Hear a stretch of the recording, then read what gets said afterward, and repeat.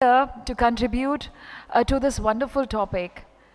I'm indeed honored to moderate a panel of such distinguished and accomplished speakers here.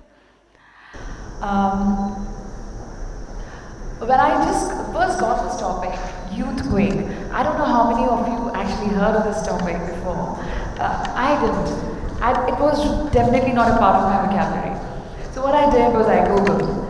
And yeah, Google is the new, the knowledge bank that we all rely on always. So when I saw youthquake, it essentially means, the impact that the youth can have on the social and economic fronts. It reminds me of, or it gets me thinking about earthquake when I think of youthquake. But given the impact that youth have, not only on their own selves, but also on the nations that they belong to, the world itself. I think this is still an understatement. The comparison to earthquake. Now, coming to Asia, in the Asian context, I think we have a very, very diverse population in terms of demography. May I request whose phone is that? At the time, we just started. Did we start early? Oh wow, doesn't matter.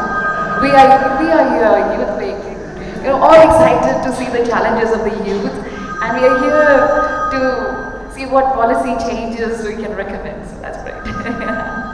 All right. So Asia, I was talking about, is very diverse in terms of the demography.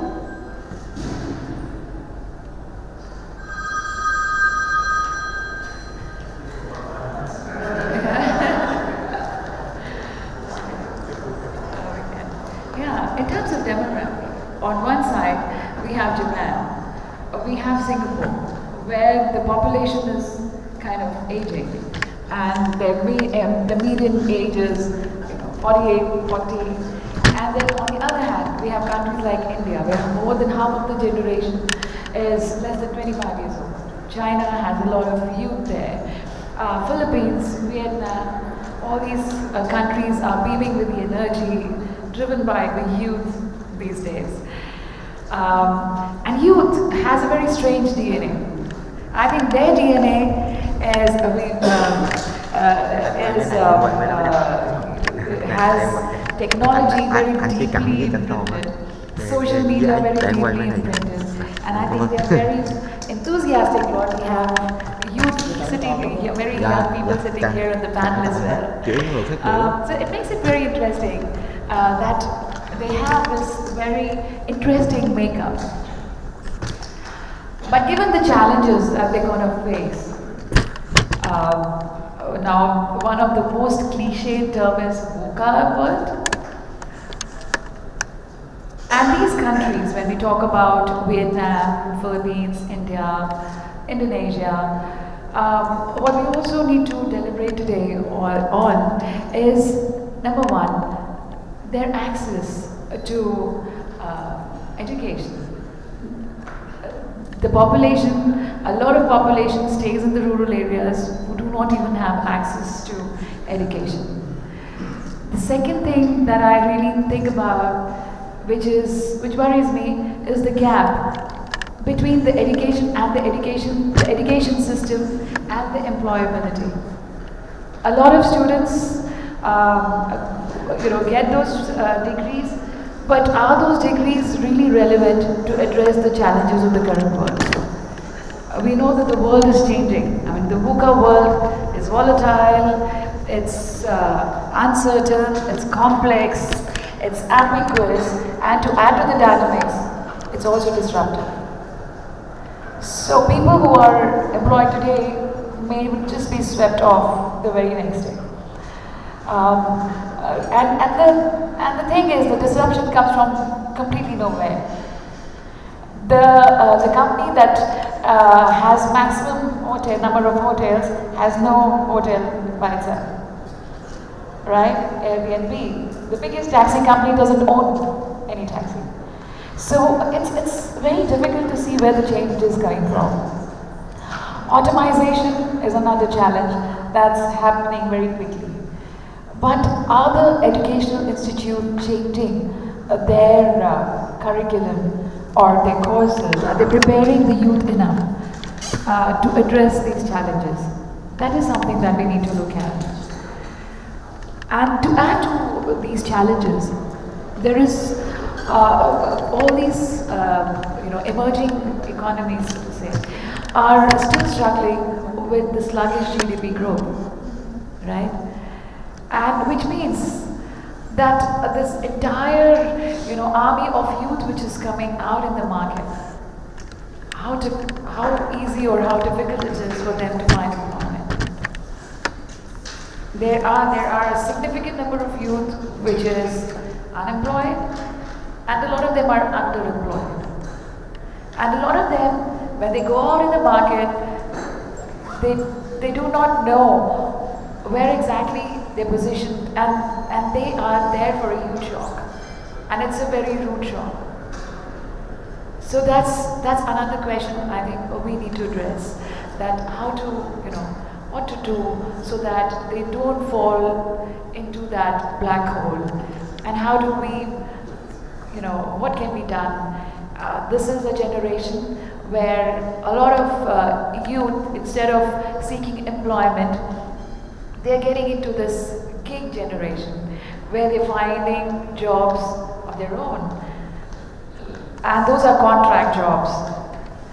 They're looking for jobs, very temporary jobs with some small contracts.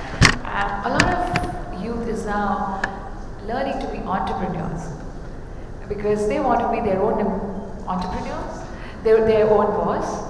I think today we have a very, very interesting, very accomplished panel, and all of them have their own experiences, and they are full of stories of their own. You've all faced multiple challenges, and you've overcome quite a few. So today we will dig into a lot of details and see how we can address that. So once again, a warm welcome to all the panelists. Thank you for being here, and let's begin with Dirk Hopfel. Is that correct? Yeah. Okay. So Dirk is Director, IE Center Singapore. He is heading the IE Business School in Singapore. He's been there for many years, and he was also engaged in developing the regional office in Southeast Asia. Today, he has a huge experience of working with Gen Z, a first-hand experience of knowing the challenges, the problems that they face. And when we said that we want to understand what are the challenges the youth face and how poised are the educational institutes to prepare them so that the gap that the youth face in addressing, in meeting the challenges of the real world. I would like to request you for your Thank you very much, Rita, for having me here. Good morning to everybody. Can you hear me well? Yes. So my name is Dirk Hopfel. I'm the regional director for IE University. We're a university based in Spain. And the university is very international. So we have in the undergraduate programs about 70% of international students, which I think aligns very well to that topic. So we deal a lot with third culture kids who have in some way faced the dilemma they are not knowing really where they're from.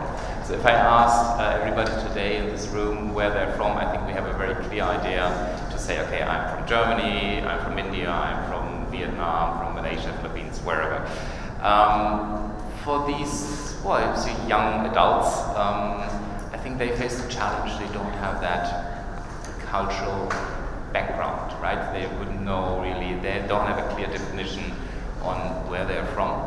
I have one case which it illustrates very well. So I had a French girl in Thailand. She was growing there, living parents, expats, traveling around, living in different parts. and her parents wanted her to study back in France, because just you're French, you have to go back to France to study university, and she didn't really want to know. So, want to go. So she told me, she said, I don't know what it is to feel French. I have a French passport, I was born in Paris, but I don't really know how to feel French. She does not know the culture, she does not know the language, basically. She speaks French, but let's say there's always, if you live in one particular country, you get to know in some way the culture, behavior, the subcultures, sub-languages, etc., which they don't grasp. So on the one side, they face this dilemma. On the other side, as you introduced very well, they're highly resourceful. They have global networks. They know, the digital environment is just their thing, right? So they communicate through Skype, through people internationally, where they face or they see challenges and social problems. Maybe through their school, they get that encouraged to think about social issues, social problems, probably far beyond as we might have thought at their stage of our lives, right? So in that sense, this requires, just because they're very resourceful, requires a lot agility, both in organizations. They want to have, being empowered. They need the instant gratification constantly. So they want to see what they have achieved. They want to have a thank you for everything. And in the workplace, a lot of organizations are not prepared for that. Regarding the educational gaps in education systems, I think governments, educational institutions and organizations have to work together very closely to fill those gaps.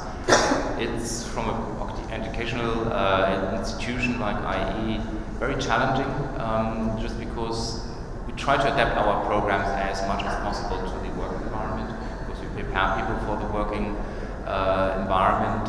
However, the regulations on the other side, which the governments give us, let's say, in order to name them official degrees, which are relevant for visas, for employment in government-related or government-linked institutions, are not there yet.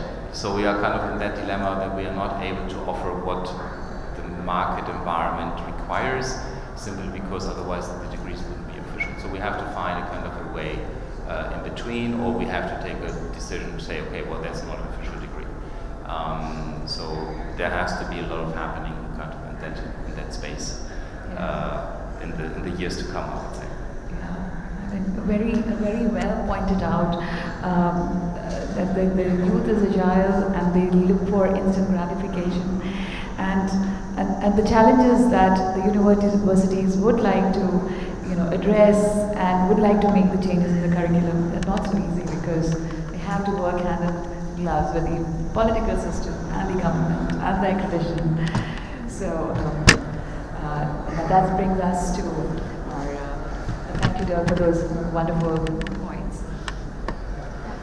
Now we come to our second speaker, Ananda Sethudevan Nato. He is Chief Executive Officer of BT Avina Synergy International. Synergy International. He's a serial entrepreneur who has almost a decade of experience in creating business ecosystems in Indonesia, and with focus on renewable energy.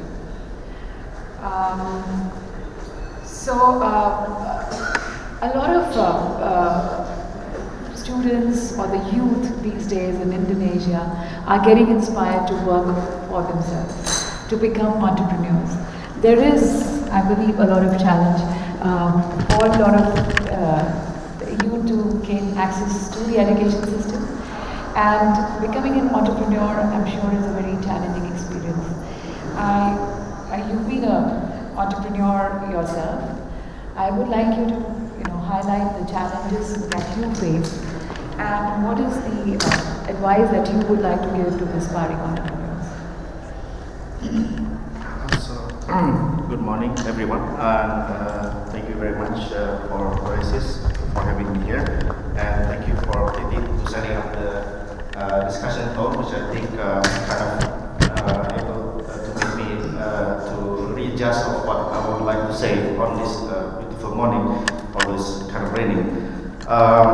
So maybe I would like to address the thing that you pointed out, that and maybe I would like to reflect this from my own experience being an entrepreneur in a developing country such as Indonesia, in which we have 65 million of youths, which is 28% of the total population in Indonesia. As a comparison, the world now have 1.8 billion, and which is actually 16% of the population, which is from 10 to 24. So as you can see, Indonesia have a slightly larger younger population compared to the world average, and the average age is about 29 years old.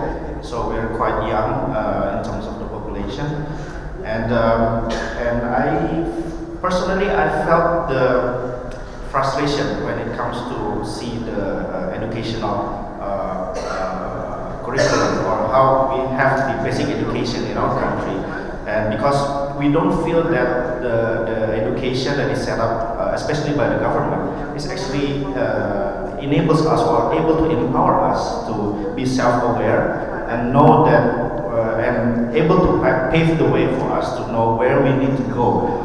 So from the very beginning of the basic education that I experienced in Indonesia, I think the time when I realized is when I was in high school, that I feel that only rely on education from the institution that I entered is not enough. So I feel that there's a need of being more self-aware, to learn by myself on what I need to do so that I am able to be a better person for myself, and maybe be a better person for the betterment of the humanity. So I try to seek some opportunities that maybe is not well common,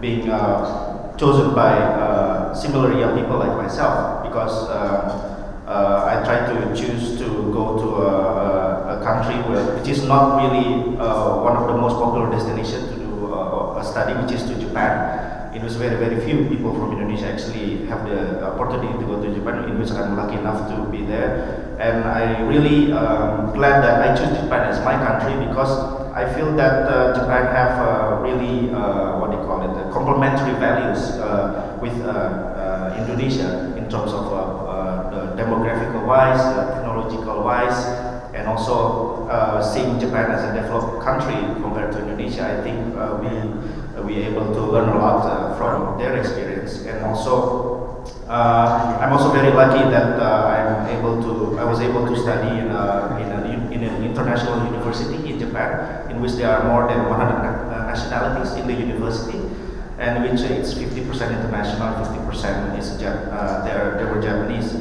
So in that context, I can learn the best from both sides, which is the best from what kind of multicultural environment able to give to the young people, and also the best of Japanese culture that maybe can be given to the world. So try to have the combination between both. I try to bring those two values back to my country, to Indonesia, and I'm also, I think the life that I've been experiencing, I experienced very lucky encounters along the way, and before I graduated, I came up with a serial entrepreneur, a Japanese entrepreneur that is really have a passion to bring his technology to outside of Japan. And this is, I think, if you're not really well aware, Japan is now facing a declining population because of the aging society,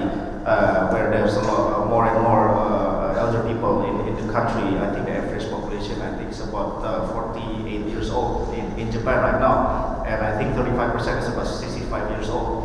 So and it's a bit pity, because a lot of these Japanese companies have a lot of they came up with as 99% I think from the Japanese business is actually SMEs, and most of them own technologies that actually can be beneficial for developing countries like Indonesia, and I believe in some other countries that now that is in the audience in here. But it's kind of sad to see that they don't have enough young population to actually able to bring the technology to outside of Japan. So being able to nurture in a multicultural setting and being also learn from the best of Japan, and I sense the necessity of bringing this technology back to the developing country like myself. So, and then there's this passionate leader that's now becoming my business partner, that nurturing these young people. At the time we have at the time in 2010 we have about 15 people from 13 nations, but at the time we focus on micro wind turbine as our technology, but we feel that it's not that easy to develop this kind of business in terms of selling the product, because the market familiarity, especially in developing countries, is not there yet. So actually from 15 people from 13 nations in the company at the time, it shrunk into 2 people from 2 nations. So the leftover is only me from Indonesia, and my other colleague is from Bangladesh. So being in that situation at the time when I just graduated from the university and I came back to Indonesia and see I'm in that kind of situation, I have to choose whether I need to give up or should I thrive and able to adjust with the situation that I am being I was being given. So I tried to choose that to be able to survive, and I tried to seek some other opportunity so that I can still sustain my business and also be beneficial to the society along the way. So I tried to use my experience coming from my educational background and see the frustration that I experienced during my basic education. I feel that I have no other choice, but I have to be self-aware, and I have to rely on my own willingness and my own ability to able to learn what I need to learn so that I can grow in the business. So I try to develop my own network. I try to join, for example, Chamber of Commerce and a lot of association. And actually my background is not actually from renewable energy. I came from a management background, and my thesis was a totally different topic. So I feel that I need to learn everything from zero. I try to learn from all the seniors in the industry. I learn everything from zero, and I try to attend a lot of conferences, a lot of seminars. I feel like I'm going to school and I'm going to university every day while I'm doing work, and I'm actually selling the product at the same time. And I learned from there that there's a lot of opportunities for renewable energy in Indonesia, and I feel that I can somehow fill the gap and able to bring my own unique value to the industry. And to put in some context of the situation in Indonesia for this kind of particular business is that I feel that there is a gap between the millennial generation and the baby boomer generation. And I think the baby boomer generation, in my opinion, is they kind of difficult to work between institutions. It's hard to share values and come up with a common understanding on how they could move together to a common goal. While actually the millennials, we often try to share what we have, right? I mean, like we try to not bring a certain boundary to ourselves. We try to be very open, absorb a lot of information, being connected and all that. But at the same time, there's a big generation gap in between on how to bridge between this baby boomers generation with the millennials. So I feel that I need to be, I need to set up a solution for this problem. So that's why the way I try to grow my company, in which after 7 years we are able to install 100 units of micro wind turbine in all over Indonesia. We try to bridge between this gap of baby boomers and millennials by trying to set up an ecosystem in which actually we try to make a continuous conversation of how we should address different kind of problem in my particular industry. And I think it's very important for us, being the leader of the company, able to know the way, show the way, and also goes the way. Because we feel that now the young millennials have a fear to come outside of their comfort zone. And I think it's very important for us to take the lead to take the risk and to be exposed to something that maybe we can pave the way for the next generation to go for. And I think it's very important for us in which that this is the thing that I also try to create in my own company is about how we can share opportunities. So we're not trying to limit the thing that we can do, because I believe that within the internet era and also companies are getting diverse, and I think we can outsource almost all of the work within the company. I think it's important for us to be very open and also have a mentorship along the way. And I guess I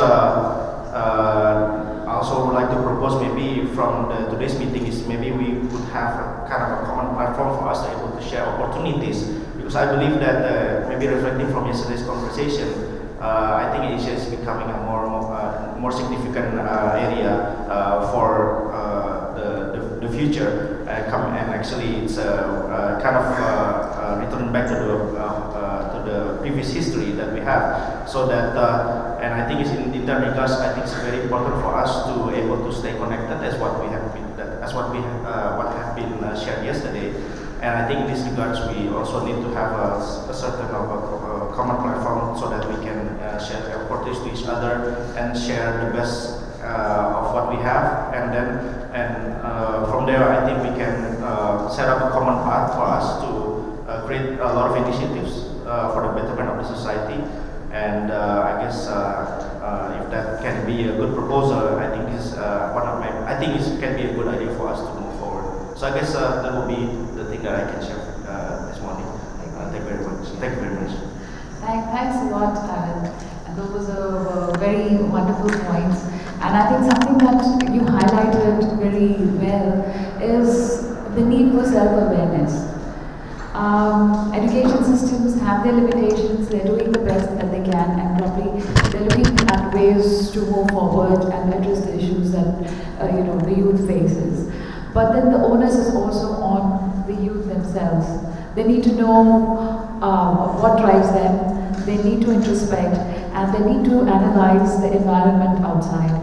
And as Dirk just said, they are very agile generation. And we know that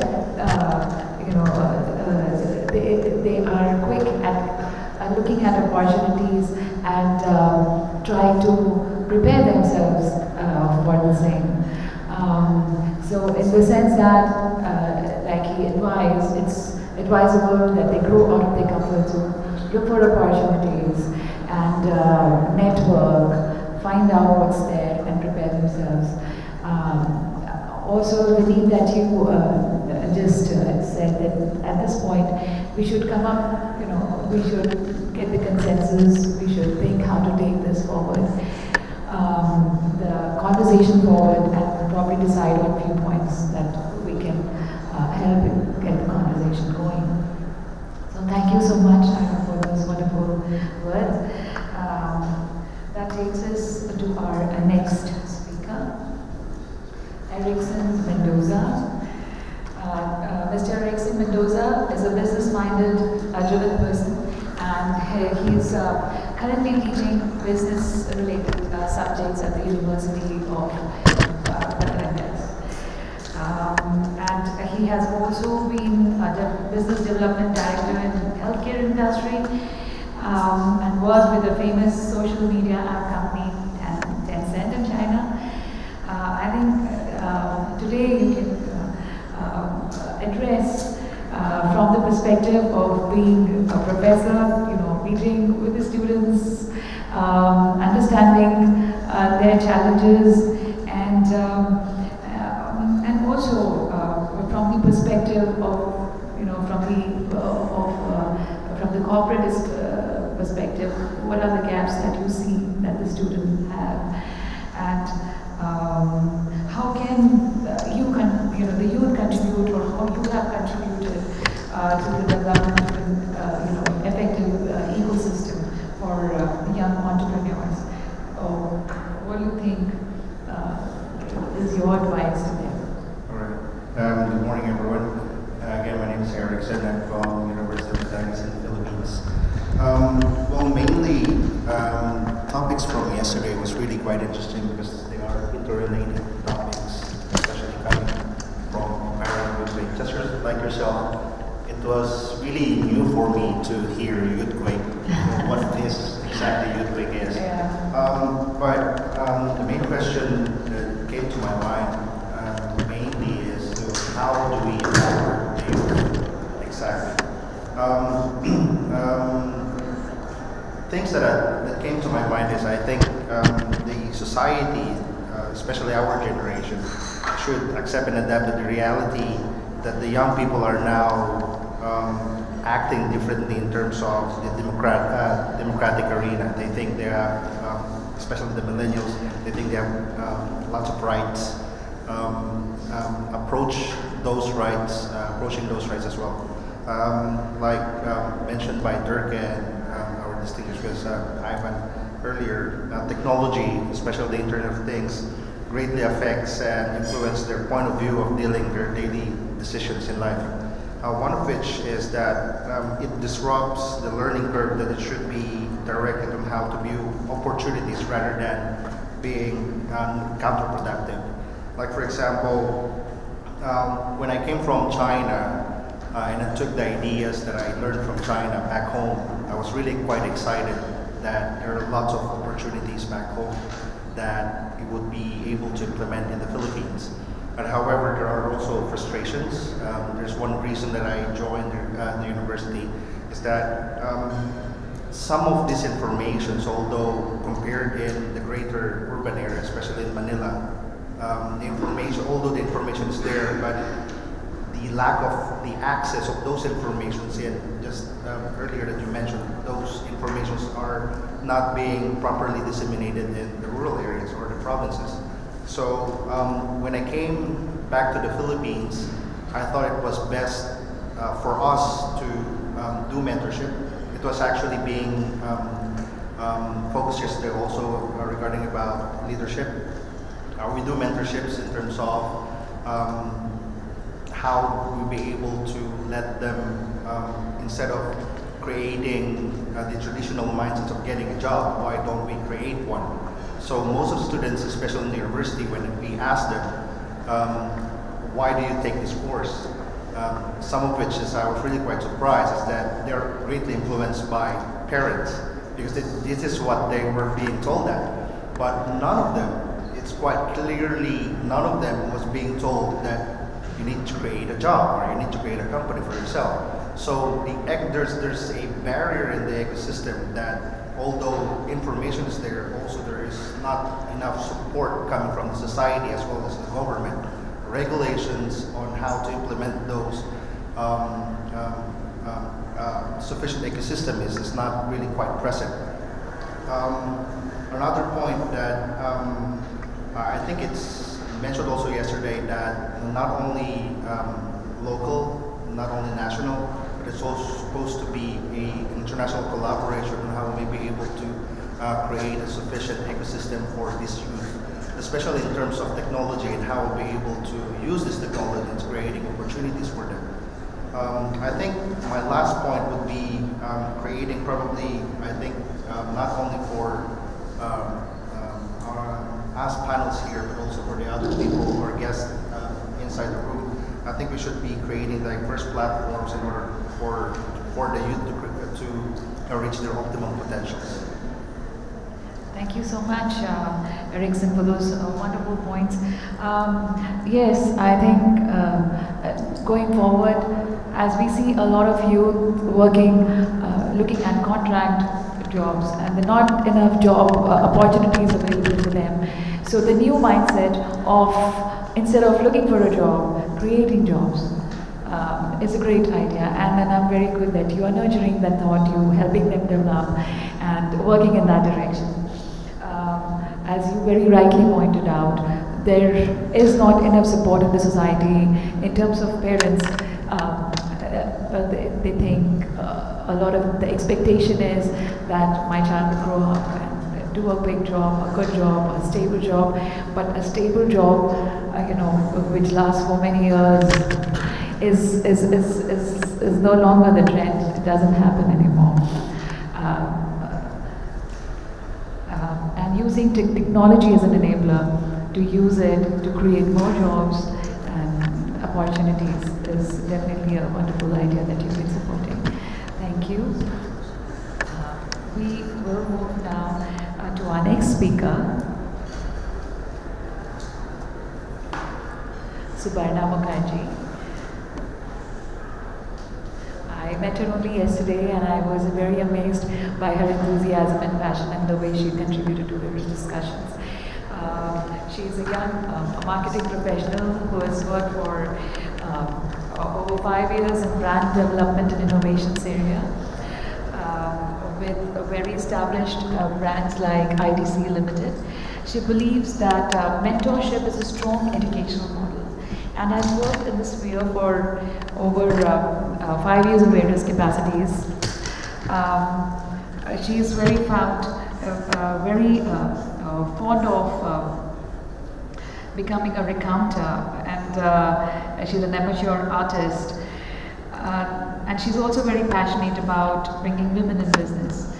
Now, in India, we know that there's a huge gender gap, and women face some very specific challenges in terms of being accepted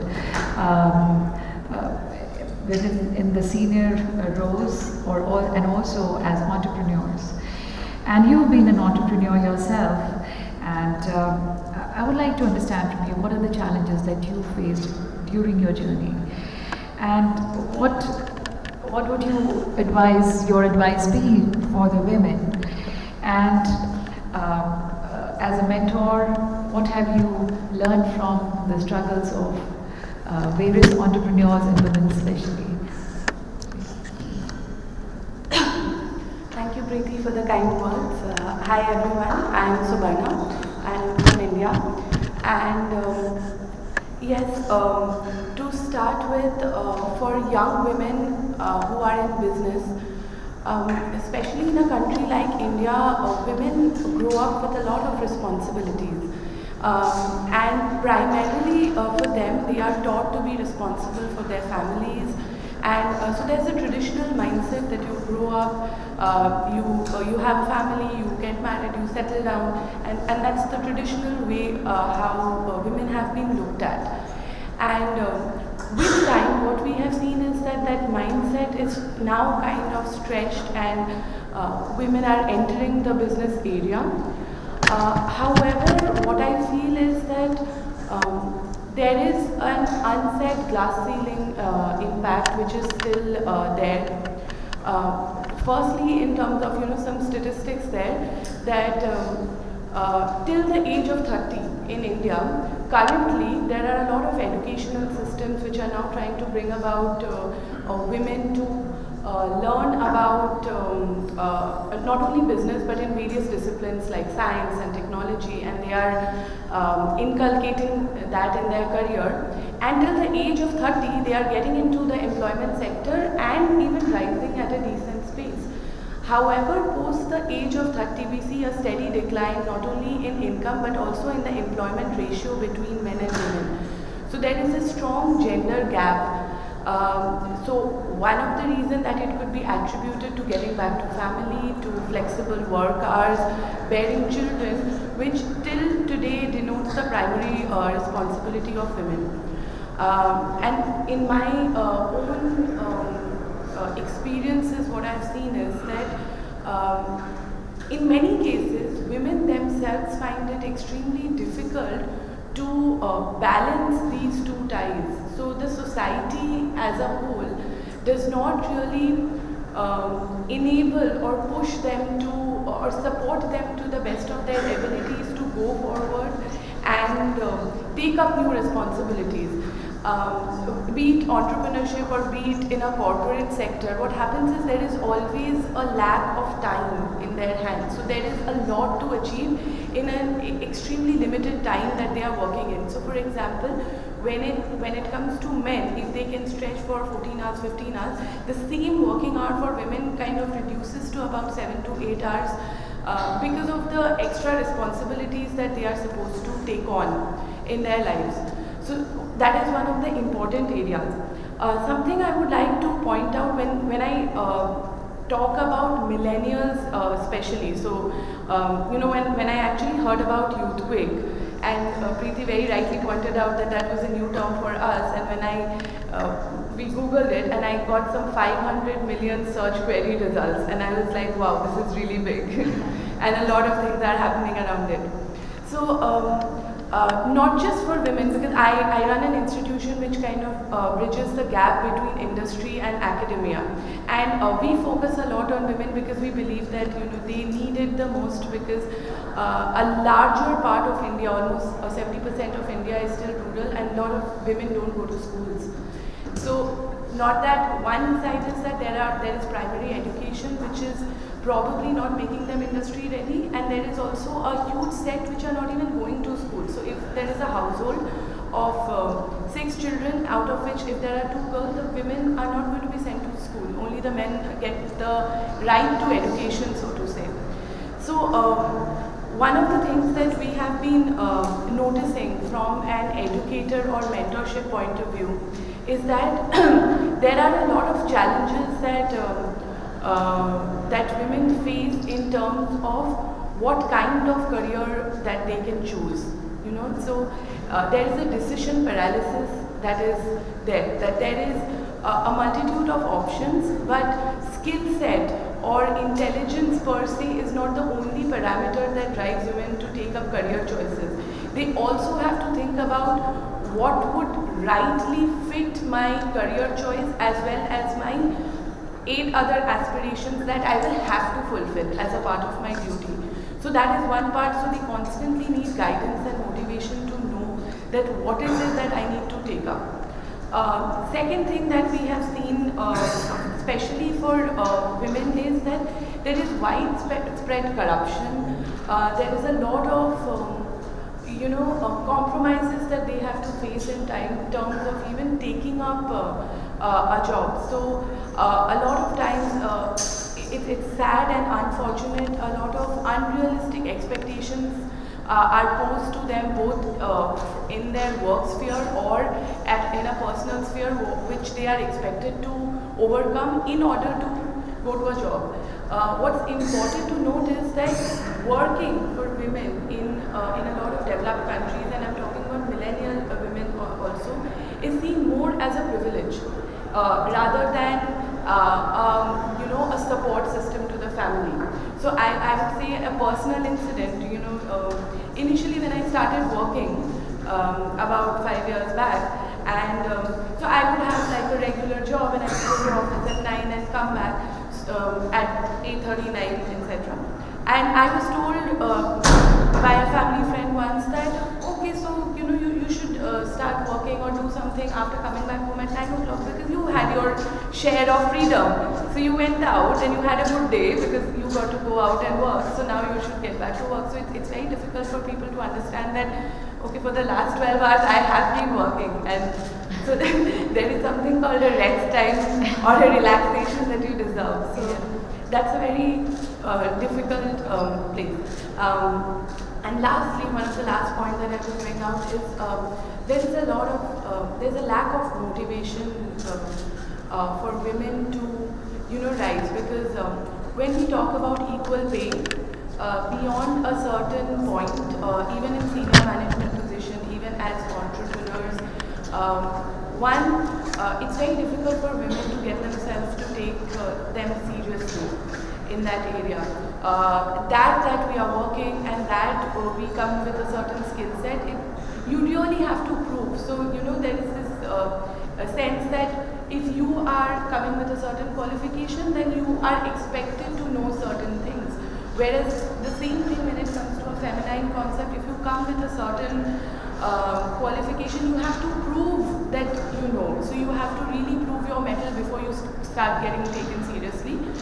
And even after that, many a times there are male counterparts who would be getting paid more, and it is supposed to be socially acceptable. You are supposed to be okay with it and take it with a pinch of salt, because that's how society has been framed.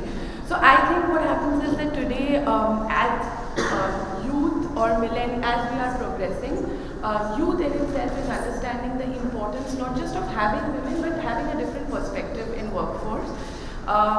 Double income households are a reality now, because convenience is the key industry, right? We are very driven with technology. We are cash rich and time starved, as they say. And in that kind of a scenario, you need to have two hands bringing in income, and it's important to get the economy going by getting the other half of the task force to get in the system to bridge that employment gap. And I think that with I see a lot more women in this panel, so I'm very hopeful that with time this gap is going to be bridged.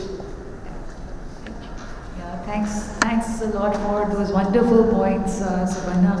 And indeed, the women today are trying to rise up to the challenges, but the challenges are immense. They are multifold. There is a lot, like you very rightly pointed out, it is a privilege to work. When you get back home, I mean, the man and woman, they both get back home. A man can very quickly, very comfortably sit back and watch a cricket match or watch a football match. Whereas we as women a lot of times are expected to go, is my laundry done? Is my kitchen all right? And my kids have eaten. And those are the expectations that women set for themselves. And keep aside the expectations that the family sets for them. So you've had your free time and you work, but again you get back to another work. And besides that, I mean, in the board of directors, how many women are there? Less than 30% worldwide, which is a very,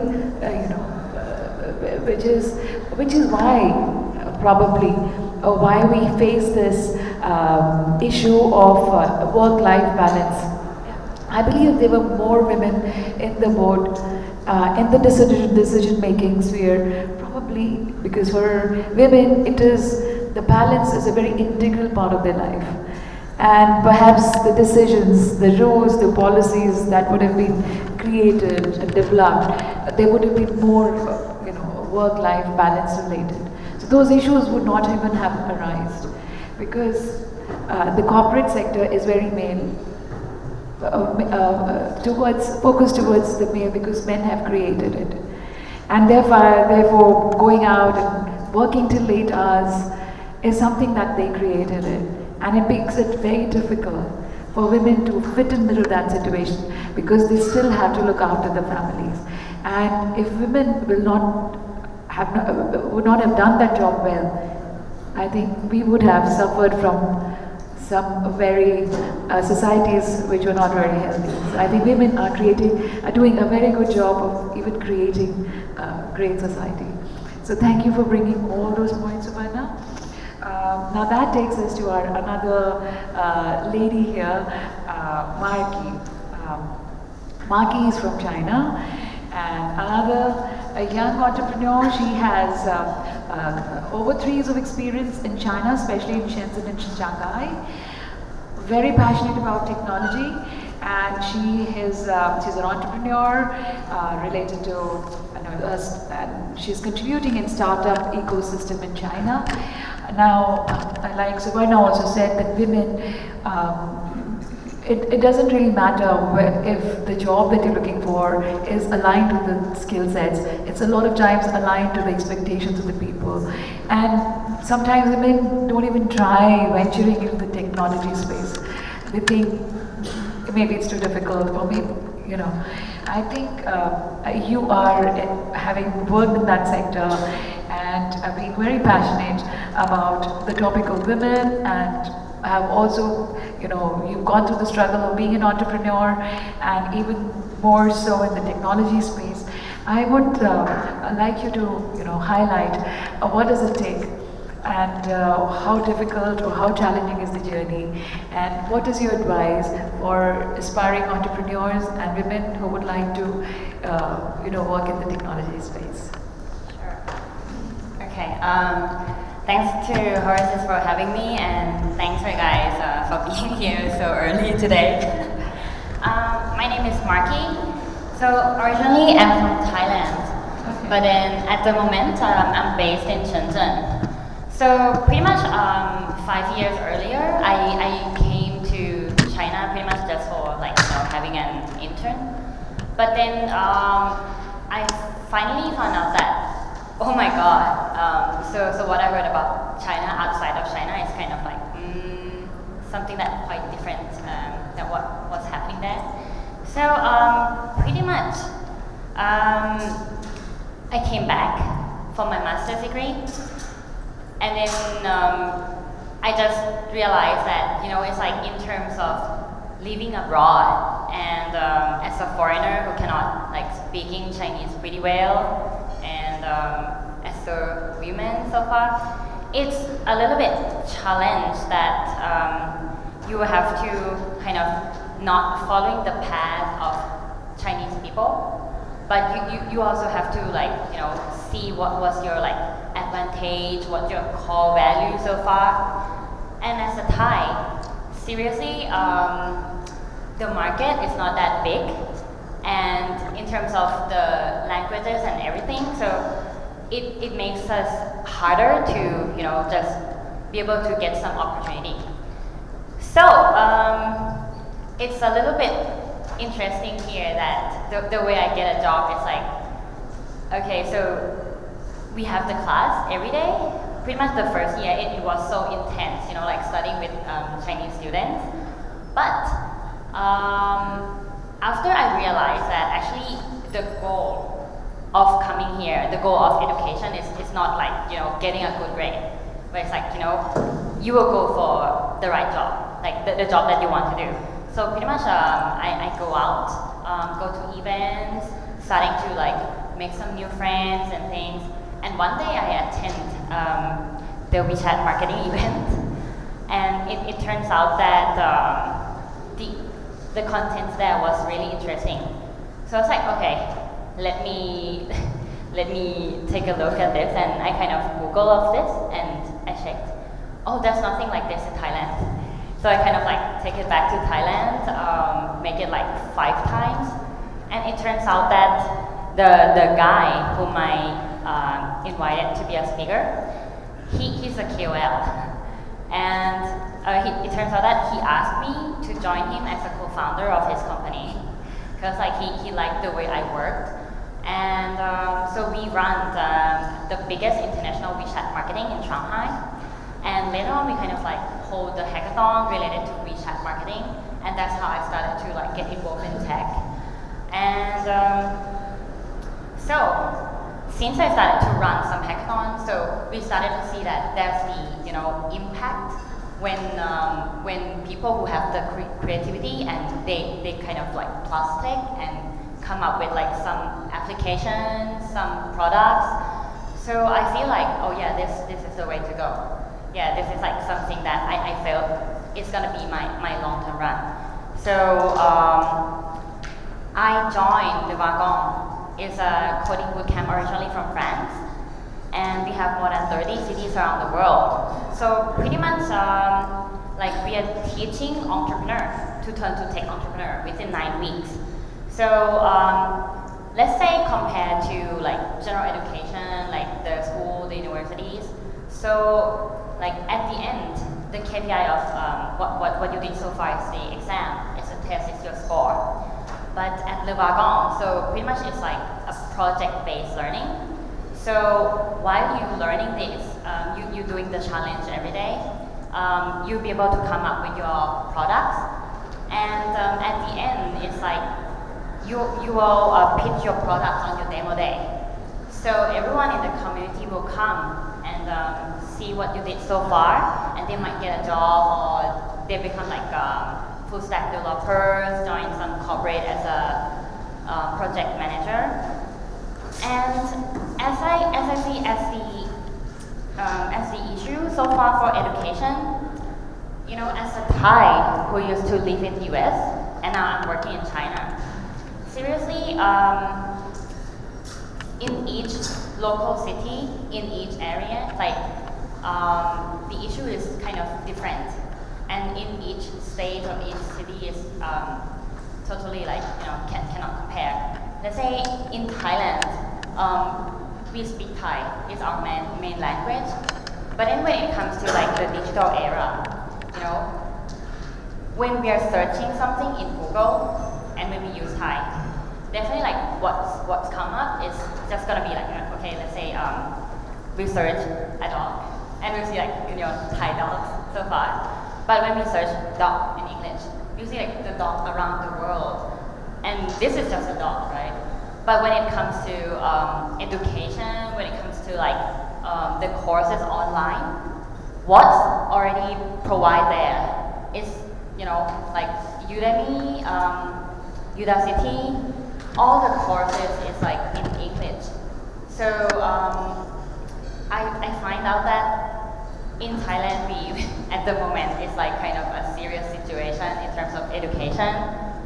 But in China, in terms of like the population that, you know, they have like 1 billion something people, even they have the language barrier, but pretty much they have all the contents there, like everything already like translated there, and yeah, it's quite interesting so far.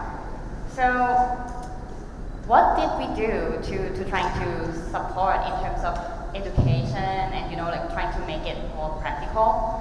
So we're kind of like having a free training for those who already graduated. So they just like join us and trying to learn some technical skills to be able to like, okay, they have their own background, but in plus tech, it makes some change in the society. And we're trying to have like some kind of, let's say in terms of the women. So we have a female in tech to become a role model, come to speak, come to teach.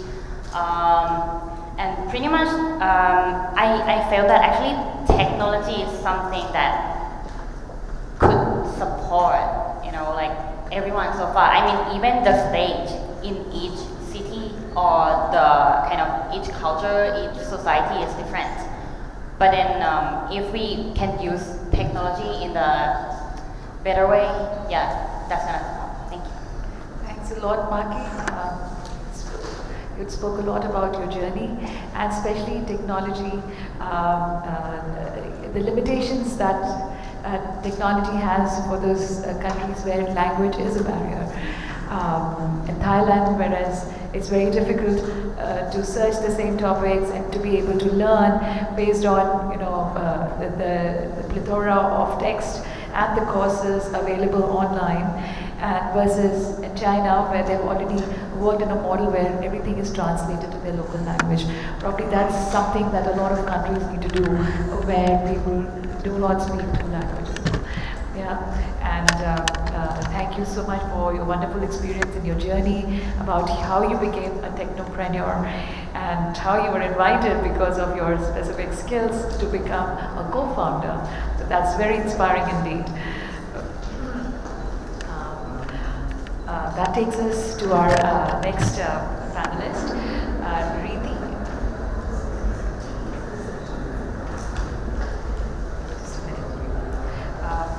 So Reeti is also an entrepreneur. She's a founder and CEO of Agelet Inc. That assists job seekers in crafting resumes, cover letters, and LinkedIn profiles. I think she's in a very interesting space. A lot of times people, you know, struggle and how to pitch themselves. So when Ivan said about self-awareness, a lot of people are not aware about their own strengths. And once, if you're not aware of your strengths, how do you present it very well in your resume or even on your LinkedIn? And these days, you may not just exchange cards. The first thing that people do is connect on LinkedIn. And that gives an entire overview of you, who you are, what you've done, and what you've studied, everything. Working in that space with a lot of entrepreneurs and aspiring youth, I would like you to highlight about your own experience. And you know, the job crisis, the topic of unemployment and underemployment. How do you see that you know, the youth are poised to take these challenges, and what are the roadblocks that they face, and especially those who are in socially disadvantaged, come from socially disadvantaged areas? I would like to hear from you. Thank you so much for your comments, Preeti, and good morning, everyone. Like Preeti just said, I run Agelet Inc. and My background is in policy research, so I trained as a social anthropologist, and that's how, as an anthropologist, you kind of look at things holistically. I didn't grow up thinking that I'd be an entrepreneur. I simply realized that there were a lot of people who had the skill set, but they just didn't know how to represent themselves well on paper. And I was uniquely placed to work with them because, my first degree was in English literature, so, I had a critical understanding of the context. And then my training in anthropology sort of helped me think in an interdisciplinary manner. At the time when I was pursuing my degree, it was considered quite unusual. People did not jump disciplines. It was assumed that I would go into academia, having studied literature. I don't know how many of you listened to the panel yesterday, the opening panel, and someone who works for the senator in the Philippines, I think, he was talking about how he was using design thinking to solving critical policy problems. So I think that the focus on interdisciplinarity is important. One of our other panelists said that he did not train in what he's practicing currently. I think an outside perspective really helps in bringing things together. As far as youth is concerned, particularly as far as women in the workforce are concerned, India is ranked 121 out of 131 countries. And according to a UNDP report, female enrollment in higher education has actually gone up, from 7.5% in 2002-2003 to 20% in 2030. So as far as data is concerned, there should be more participation in the workforce, right? Curiously, the participation has actually dropped, and because despite having an education, women are often tasked with sort of unpaid labor in the household, which one of the other panelists mentioned, and they need to seek tacit approval of male members before seeking work outside the family. In the more socio-economically disadvantaged families, basic things like infrastructure, like not having toilets or hostels or creche facilities for children, also limits and inhibits female participation in the workforce. Recently, the Me Too movement has been catching up the world over. The Me Too movement has also picked up momentum, through Twitter in India. I hear a lot of people, particularly men, say that women need to be empowered to use their voice. We've always really had a voice. We just need to be heard. And I think that, Twitter and platforms like that is actually amplifying that voice. As far as, multitasking is concerned, especially in India, I would imagine most Asian countries, we're almost socially conditioned, right, from the outset to do several things at the same time. I think that we should use this as a competitive advantage, and empathy is almost an expectation from women. So use that in female leadership. Use a collaborative approach rather than when you're taking critical decisions which could be difficult to take. People know that there's no personal vendetta.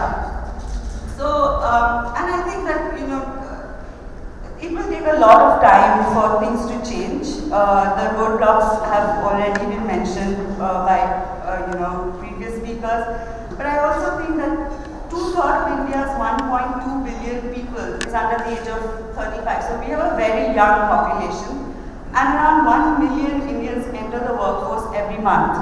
Now, like I highlighted earlier, a lot of people don't go to school, and particularly the people left out are women.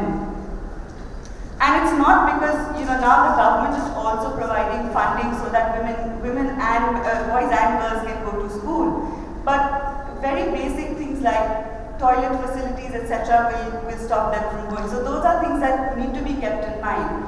I had somebody, when I started working, I worked with the Harvard Business School's India Research Center, and my CEO was female. And one of the first things I asked her was, and this is almost taboo to ask these days, but I asked her in confidence. I was like, how do you do everything? What is work-life balance? Because these are gendered expectations, and there's no getting around it. And she said, you know, when I started out, I would be in all-male boardrooms, and they didn't have a woman's toilet I had to actually walk 2 blocks away to just enter a toilet. So it's not like it's happening, at socio-economically disadvantaged levels. If there is a space that is historically and traditionally male dominated, I think that there needs to be certain critical decisions taken that kind of shift. There needs to be a paradigm shift before these things change. And she started 30 years back. So obviously, when I work, there is a toilet for me, but or other women. But there are so many battles that we are fighting every single day. As far as the youth are concerned, I think particularly millennials, the first speaker mentioned instant gratification. I think it's also because of the rapidly changing pace of our world. We have, Twitter, we have Instagram. Younger millennials use Snapchat all the time. So it's very quick and things change very quickly. The way information or the dissemination of information is also much quicker. So I think that they are also very clever to leverage, their personal success through these mediums. A lot of millennials will use a platform, gain a bunch of followers, and then they already have a captive market. So entrepreneurially, that makes a lot of sense. Also, they already know that the younger people that I work with, they know what they want, and they want to play to their strengths. They don't want to be told that this is what you should be doing. They know what they want to do. They just want to find spaces where they can highlight their skills. As far as the gig economy goes, this is a buzzword that has come up now. But in the informal sector, contract jobs have been happening for years on end. It's just that, more privileged people are now part of the gig economy. But the gig economy has, existed for the last 80 years. It's just more fashionable to do it now. So I just wanted to point that out. And finally I want to say that the government of India is also taking some measures. One of the things that the Reserve Bank of India has started, with the help of the government, is that if you are an individual business owner and you are you have transactions of rupees 2,000 or less, 2,000 is not a very, very large amount. So if it's less than rupees 2,000, the government is going to pay the commission instead of the individual. So young people, there's a woman who didn't work ever in her life. She got some funding from the government. She's a young woman from Satara in Maharashtra, and she went for a 10-day beekeeping workshop, and she became a beekeeper. And now she sells honey, and she does it just through WhatsApp. So you're also kind of, you're using technology to kind of deal with the barriers that, you don't need to take permission from the men now to be able to work and to be a part of the workforce. So technology has also enabled several entrepreneurs, including myself, because I built my business from scratch, online. So those are my comments. So thank you everyone for listening patiently. Thanks a lot, really. You brought a lot to the table today. You spoke about the social use of social media and how it's not just used for disseminating information but to create jobs.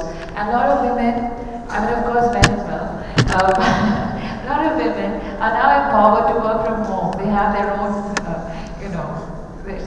showrooms on the internet, and a lot of things that they do, and you yourself are one of those entrepreneurs.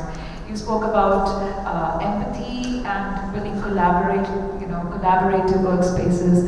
That's something that women bring very naturally on the table, and those are some very important characteristics that we want to see in the leaders. So thank you for those wonderful points, and also for the challenges that the disadvantaged group faces these days, and your contribution in that area. That brings us to the last speaker of today's panel, Jonathan. Just a minute.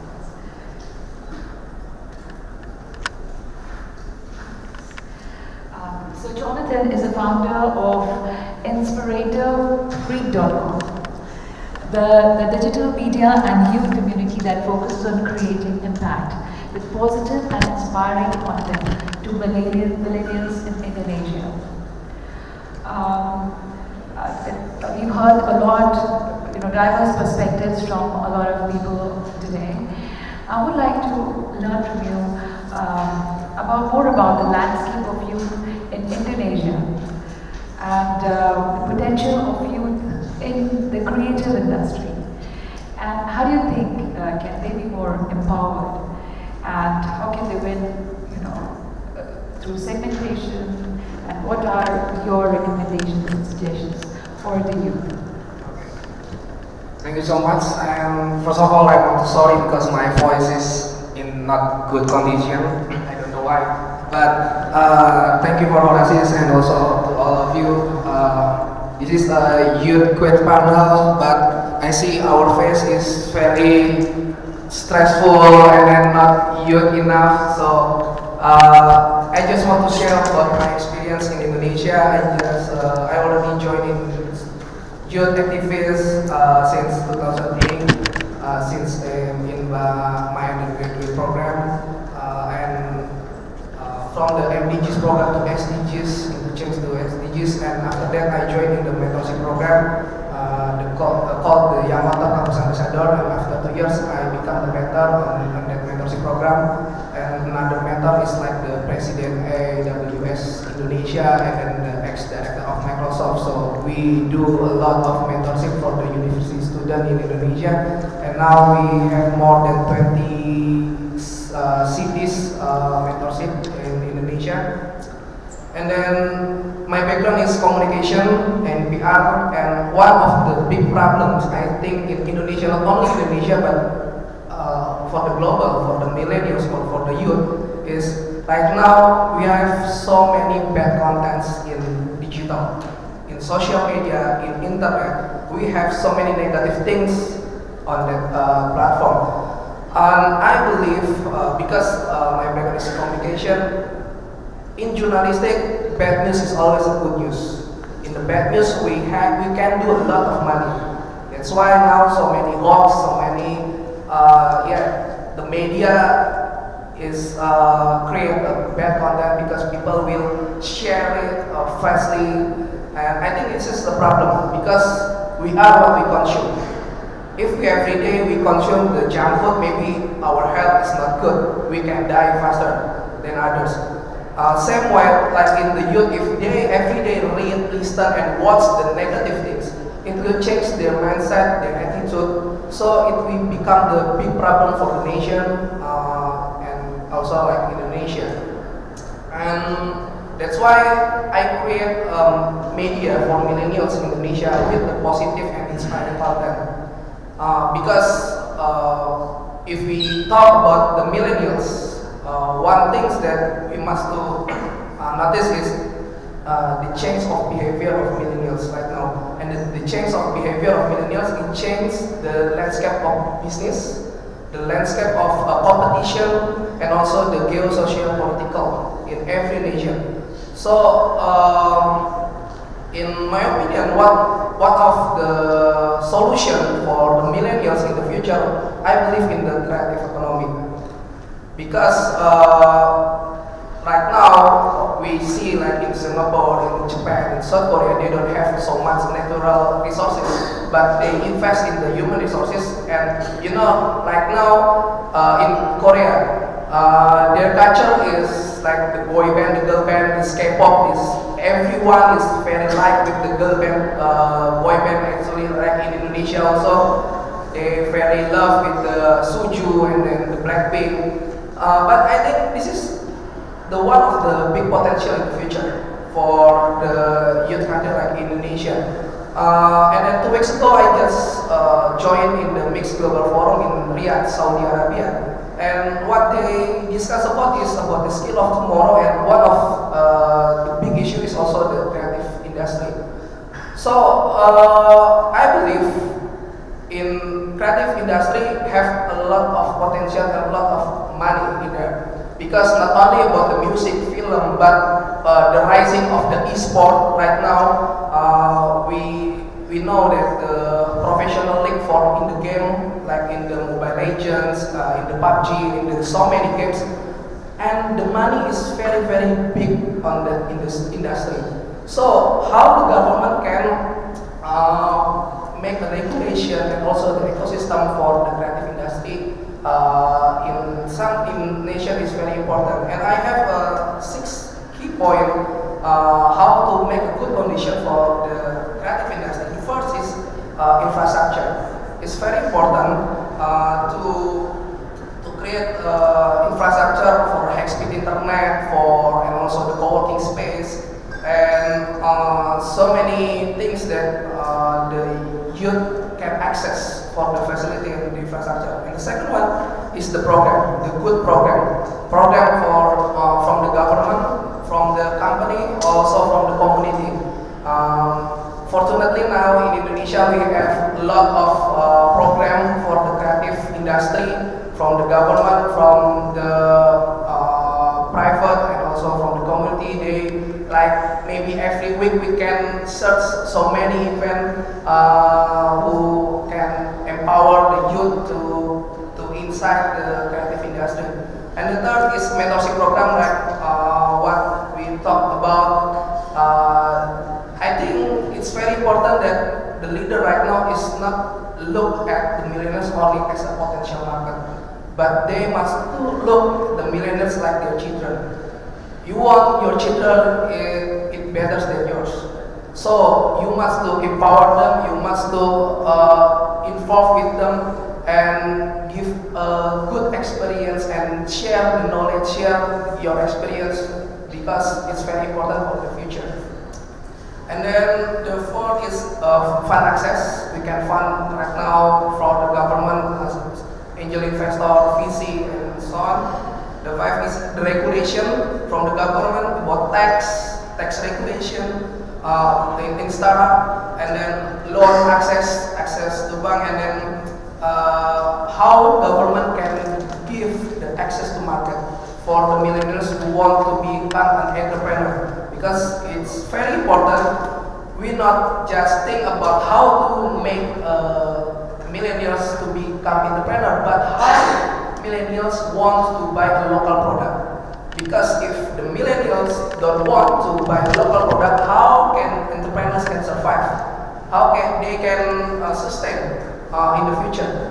Right now, like Indonesia, there are so many people who want to become an entrepreneur, but when they already start their business and people don't want to buy the product, because in Indonesia mindset, local brand is not good enough. It's not good enough if I buy this product. So this is also one of the most challenges that we must face. And then the last thing is about the content or the coverage from the media. I think media is have a very strong and very strategic position, because they can persuade so many people to join in the movement, or they share information. So I think media must to think that not only about the commercial thing, but they must to think about the future, the good condition in the future. Thank you. Thanks a lot for those wonderful points, especially about the local preneurs, the respect for the local made products, and also the acceptance of that, and people being more mindful of the content that they share and promote on social media. Because if you believe too much, I mean, what you are exposed to, say, 100 times, you kind of start believing in that topic. We are running out of time, but I would like to open the floor to the audience, to the panelists, for the questions to the panelists. Yeah.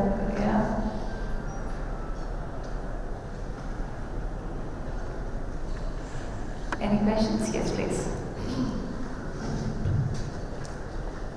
Yes, thank you very much. I'm John West. I thought the presentation was so interesting, and of course, as you grew up, the concept of youth quakers is exciting. But to my neighbour here on the left from Indonesia, I was excited by the idea, of course, that you went to Japan to study and others, with Milan and get your contacts and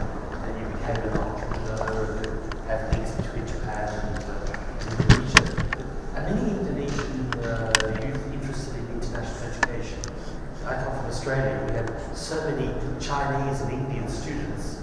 Even though Indonesia is our closest big neighbour, very few actually in Indonesia. Please tell us more about international studies by Indonesians, because this may be a path for Indonesia to the economic dynamism in the future. So thank you very much for the question, and I think I may try to answer this question by reflecting again to the experience that we had in our previous life, which is through when we were in our elementary or in our basic education, in which we were not actually that encouraged to study overseas, and so that's why if there is still lack of education on how we should be self-aware of what are the trends that we need to face in the future, how we need to prepare for that, and where we need to go. That is actually something that is not well nurtured in our education system. And to put some fact into the context is that 1 million people every year in Indonesia cannot graduate to the junior high school. So it means that the lack of access is one part, and the other part is actually there is still lack of education on how we can be self-aware on how we should face the future, rather than just memorizing what being taught of, and then from there we go to the higher education. So I think there needs to be some radical changes in the education so that we can prepare for the upcoming challenges and be more self-aware and go to the education that we need to that we want to pursue according to our passion, and then be part of the problem-solving process along the way. So. Well, sadly, I'm not the education minister, so I cannot make that big of change. But I've tried to make some changes within my institution, because we are 10 people in the company. Half of my people, the average age is 30 years old, and then half of it are women. So we are gladly able to empower women in our company. So hopefully the small changes that we do within our company, hopefully can inspire others to also join the bandwagon. Thanks a lot, Ivan. Any more questions, please? Yeah. Oh, sorry. Yeah, there's another question there. Preeti, firstly, thanks for the wonderful session. I really enjoyed it. So if you look at the demographic, and this is a lot about youth, South Asia is home to about 2 out of 9 people on the planet. So between India, Pakistan, Bangladesh, Sri Lanka, that geography. So, is that a geography that people should be anybody? If we had to create a youth quake in the world, the American, the European, the Chinese, the Indian entrepreneurs have to look more closely at that region. Would anybody like to take that question? Would Dirk, you want to have a go? Probably, I think the only European in this panel. So I would probably have a probably direct answer. I think, let's say, the youth quake can happen anywhere, right? We don't know where it's coming from. So I think that will be my answer. Very generic, I suppose. As of now, it looks like only earthquakes are happening there. That was a wonderful question. I mean, given the impact, the number of youth that we have in this area, they are definitely poised to create a huge change in the world. And if we empower them, and if we kind of encourage them to think in the right direction, and we provide the right education, the guidelines, and we help them to challenge their comfort zones and become more self-aware, and help them in developing the required skill sets and that they need to be able to face the kind of challenges. I think the youth quake is a lot stronger and a lot more impactful than the earthquake, for sure. On that note, I would like to thank you all for being here and for your wonderful participation. Not only the panelists, but also the people who've been here and supported us. And we're running out of time. I think this is one conversation that can continue to go on because we are all excited about the youth and we all want to contribute to their well-being. So thanks a lot. We've learned a lot from you, and I wish you a very good day ahead. Thank you.